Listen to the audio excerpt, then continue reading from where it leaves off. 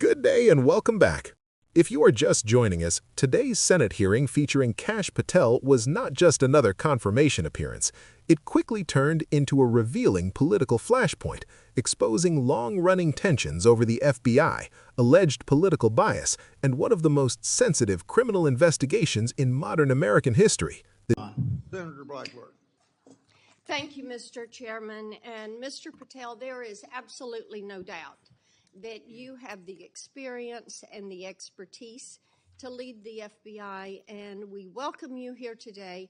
We are pleased that you are here. I've been listening to my colleagues across the dais and listening to their questions, and it has led me to one thing. Why are the Democrats so afraid of you? I don't know, Senator. You'd have to ask them. Well, I tell you what I think, and listening to their questions and your responses, which we appreciate, they know that you're going to go in and you're going to clean up that political cabal that has been over there for years. You are going to reposition the FBI to its core mission. You stated that earlier in this hearing, and there will be no more political persecutions and no more two tiers of justice, and they have liked having two tiers of justice. They have enjoyed it, and it has helped them. They think in their political mission, they've enjoyed targeting Catholics. They've enjoyed targeting parents. But the American people have said they want no more of that.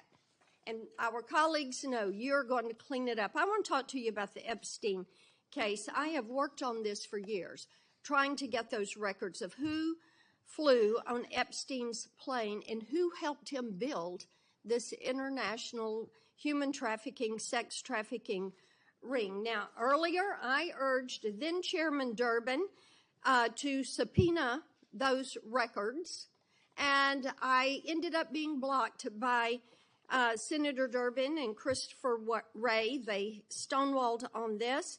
And I know that breaking up these trafficking rings is important to President Trump. So will you work with me on this issue so we know who worked with Jeffrey Epstein in building these sex trafficking rings? Absolutely, Senator. Child sex trafficking has no place in the United States of America, and I will do everything, if confirmed as FBI director, to make sure the American public knows the full weight of what happened in the past and how we are going to countermand missing children and exploited children going forward. Thank you for that. I do want to touch on the political persecution. I find it so interesting that they feel like you would carry out political persecution. Your parents are with us today. They fled Uganda and persecution from Idi Amin. And I think that with your background and given your family's history, that you would never move to political persecution. Is that accurate? Yes, Senator, that is. And we appreciate that you would remove any kind of two tiers of justice from the FBI because they have practiced that every day for years. Not all FBI agents. There are some good ones, and we certainly want to keep them, but the politics has got to be moved out of the agency. Now, they've tried to frame you as being anti-police. We've discussed that some today. And I know that you grew up working with NYPD officers in your community. And I know that law enforcement groups, including the National Association of Police Organizations, have endorsed your nomination. And on top of that, your brother is a law enforcement officer. Is that accurate? Many of my family are, yes, Senator. How many of your family, sir? Well, I guess the Indians have a different definition of family. We got a really big one, and they're all family. We all love big families. So we got a lot. I appreciate that. But it is accurate to say that in your role, you're going to do everything that you possibly can to protect the men and women who are protecting our communities. That is of the utmost importance. Thank you. I want to go to the Nunes memo. You were the principal author of the Nunes memo. Is that accurate? Yes, me and staff. Thank you. And that did really so much to focus the light on the Russiagate hoax and the political cabal that was for years operated out of the DOJ and the FBI. And I know that there are some that felt like that memo was not accurate. We know now differently. And I'm quoting a comment that was made about that memo and by a member of that House Intel Committee, and I quote, "It was meant only to give Republican House members a distorted view of the FBI," end quote. I find it so interesting. They use the term distorted view. I think the American people who for 4 years under Biden saw the FBI weaponized against them, against parents, against people of faith, weaponized against President Trump, I think they would disagree with that. Do you stand by the good work that you did on the Nunes memo? Our team, and yes, absolutely. And the Nunes memo was accurate in its description of the details, correct?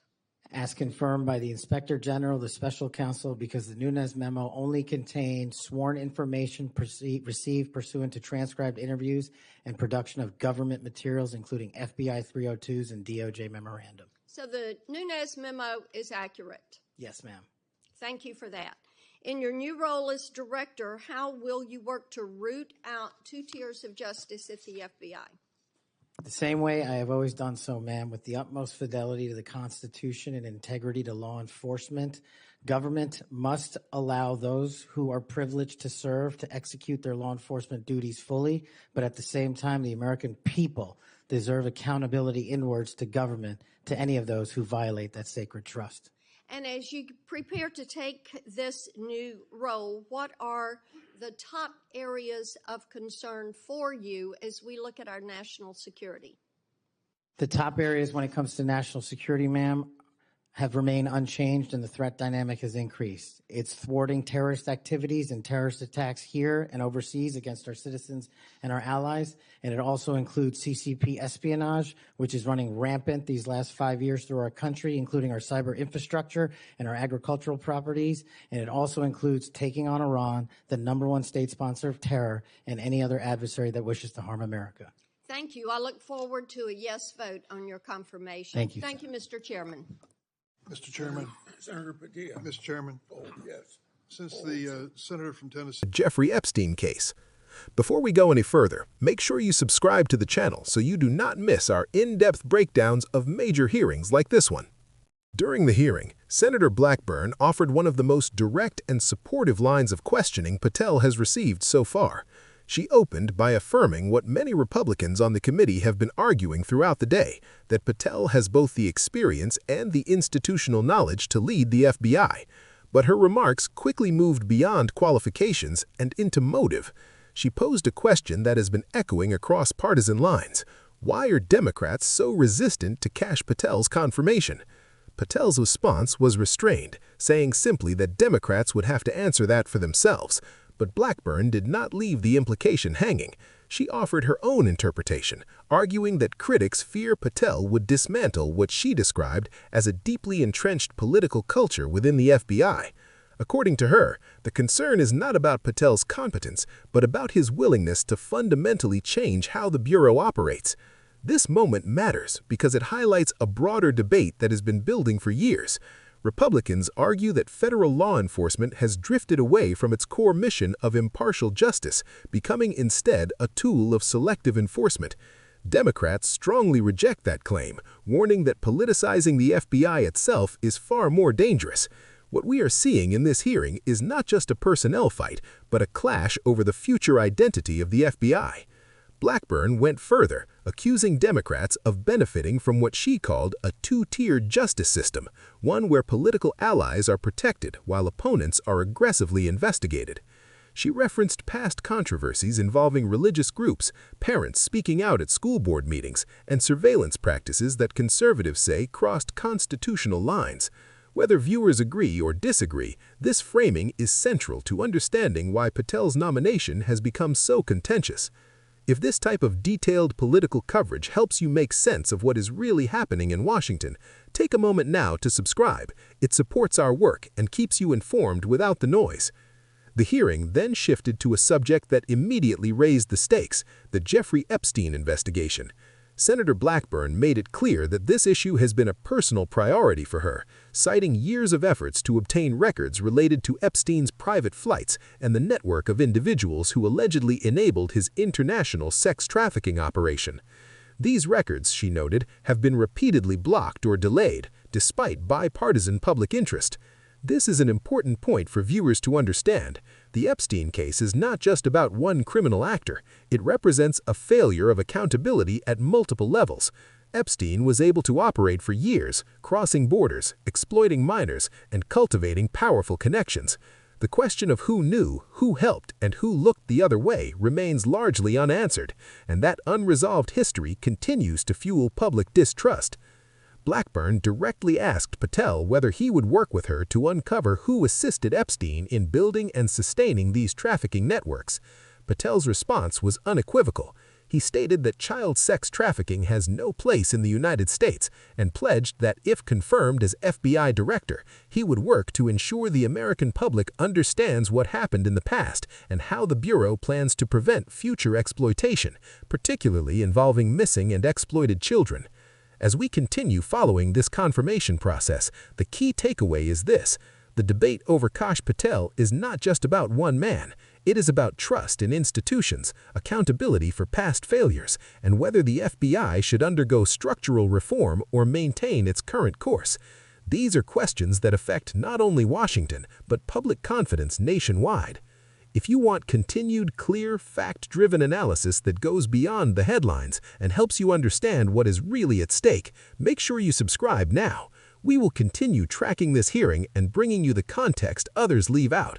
We will have more after the break.